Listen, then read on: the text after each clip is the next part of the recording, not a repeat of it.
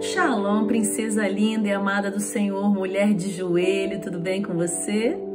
Glória a Deus, nós estamos começando, né? Começamos anteontem a introdução, ontem o capítulo 1, hoje nós estaremos no capítulo 2 de Tito, mais uma carta de Paulo, do apóstolo Paulo, ao amado Tito, dando as orientações, direções, a como ele proceder com aquele povo de Deus que eles estavam ganhando para o Senhor, tendo algumas dificuldades, né? E Paulo chega como alguém que o amava, preocupado como um pai espiritual, vamos dizer assim, né? E dando suas orientações. E eu tô aqui com você para a gente compartilhar do capítulo 2. Eu queria que você do seu lugar fechasse os teus olhos, para a gente pedir para que o Espírito Santo nos conduza, amém? Espírito Santo de Deus, nos conduza nessa hora. Fala conosco. A palavra é tua, Senhor. E nós queremos, como mulheres do Senhor, como povo de Deus, receber as orientações que vêm do Senhor a nosso favor, Pai. Obrigado pela tua palavra. Obrigado pelo teu amor. Obrigado por não desistir de nós. Obrigado pela tua fidelidade. Em nome de Jesus. Amém? Amém. E aqui Paulo, ele começa dizendo nesse capítulo 2, alguns deveres de alguns cristãos, né? Algumas categorias de cristãos. Nesse momento aqui, como a missionária Aline falou, Paulo ele não estava preso, né? E Tito, ele era um discípulo grego que Paulo tinha. E ele nessas cartas começa a dar essa direção para Tito. E no capítulo 2 ele fala sobre alguns deveres de algumas categorias, né, do meio cristão. E aqui ele começa falando sobre a doutrina precisa ser respeitada, a doutrina precisa ser seguida, a doutrina precisa ser vivida. E isso é algo que a gente precisa trazer para nós hoje.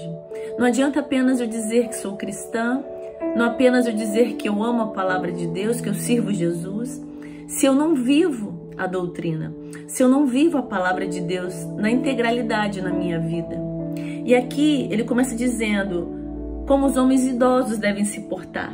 E aqui ele fala temperantes, respeitáveis, sensatos, sadios na fé, no amor e na constância, firmes no propósito que está sendo estabelecido. Talvez eu achei engraçado, interessante que os sadios na fé, que talvez por ser idosos não tão sadios no físico, mas a nossa fé precisa estar sadia, a nossa fé precisa estar inabalável. Quando a gente vai seguindo os versículos, nós vemos orientações para mulheres idosas e fala, olha, sérias no proceder, não caluniadoras, não escravizadas ao vinho, mestres do bem. E toda vez que eu pego a palavra de Deus, seja para mulher, esposa, idosa, jovem, eu procuro trazer para a minha vida. Eu quero ser, talvez a gente pense assim, eu não sou uma idosa hoje, então isso aqui não é para mim. Não, eu não penso assim, eu penso, são orientações de Paulo para Tito em questão das mulheres idosas, mas eu quero isso para mim também. Eu quero ser séria no meu proceder, eu quero não caluniar, eu quero ser mestre do bem. Eu trago isso para minha vida, eu gostaria que você, mulher de joelho, trouxesse para sua vida também. E não pensasse, ah não, é para mulheres idosas, então vou passar isso aqui. Não, para nós também, como cristãs, como filhas de um Deus vivo que deu seu Filho por amor a nós. E aí ele fala assim, e que essas mulheres idosas sejam conselheiras, possam instruir as jovens recém-casadas. Em quê? Aí ele fala assim, ó, está no versículo 4 em diante, né? A amarem o seu marido, filhos, a serem sensatas, honestas, boas donas de casa, bondosas, sujeitas ao marido. Olha que lindas orientações que Paulo dá. E também pede para que isso também seja para os moços, para que também essas orientações para os moços, esposos, recém-casados, que sejam também homens criteriosos, que vivam a palavra de Deus, né? Ó, aí aqui fala assim, para que a palavra de Deus não seja difamada. É como se a pessoa olhasse assim para mim, para você hoje.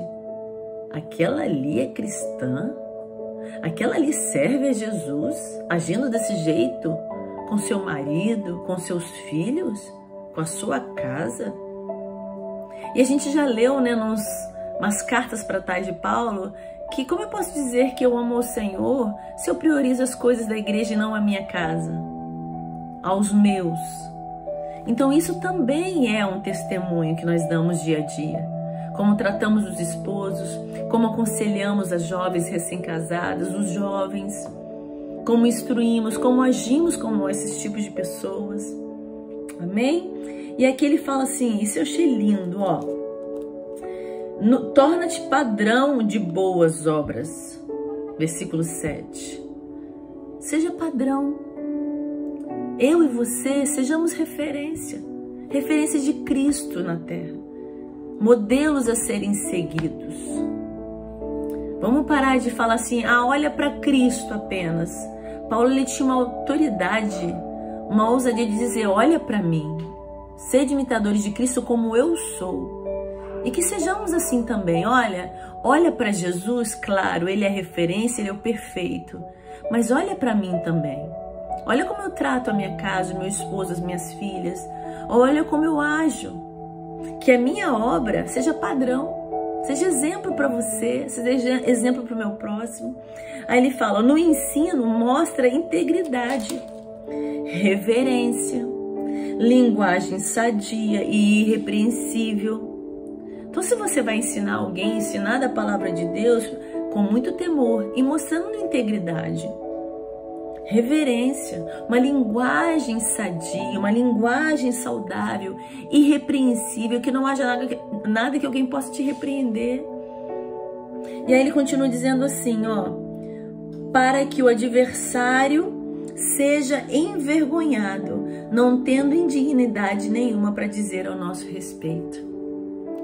Quando agimos assim, Satanás, ele é envergonhado, o nosso adversário é envergonhado e o nome do Senhor é glorificado, amém? Aí ele fala agora para os servos, no versículo 9 e 10, em tudo obedientes ao Senhor. Tem um versículo que fala, né, tratai o seu patrão como se fosse o Senhor. Se a gente fizesse isso no nosso trabalho, né? Independente, não, pastora, mas você não conhece o meu patrão, ele é longe de ser parecido com o Senhor.